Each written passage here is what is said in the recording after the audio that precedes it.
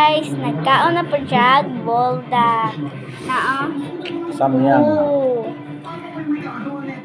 Kay nag-request ko na dapat niya hotdog ni kay para ako mahatag ang alakansya nako. Moga ang daming tubig basing di niya makaya. Nagkaon siya. Wala siya reaction. Garaba ng buldak. Nag-spicy.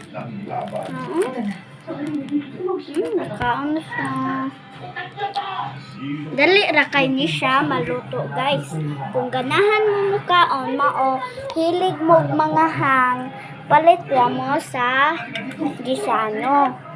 Kay pag kuan na mo, nikuha mig makaon, siya nikuha og buldak. Stick o among gikuha mo. Pag abot niya, na siya gikuan. Part 2 naman ni niya. Kay pagkuan kay natog ko ato naglungto sa buldak mo. Wa man ko kita mo. Ako na pud siya gibabalik. O nakaon din siya.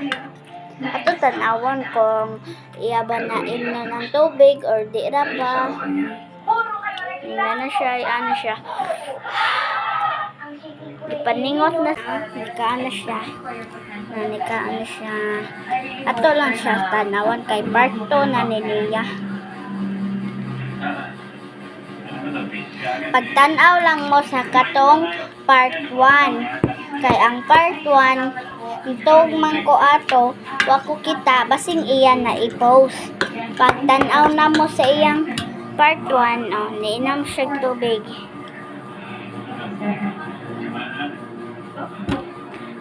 Buti naman na naging okay na kayo ni Ellie. na kuan siya giubo.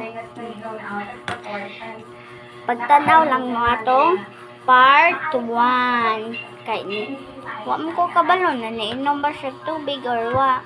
Okay, ako na po siya gi-challenge. Nabalik sa Nawala kasi kailangan nasa bahay na by 6 p.m. dahil unhanda pa ako ng Wa mi gatas, guys. Wa mi gatas. Na mo itago ang gatas. Kay nahurot man ang among freshman. Pwede pa naman ibigay Galuwa ako. Gipaningot siya. Katuon iyang wait lang, guys. Sorry. Mada. Hindi makaya. Di makaya. Pag first kay iya man nahurot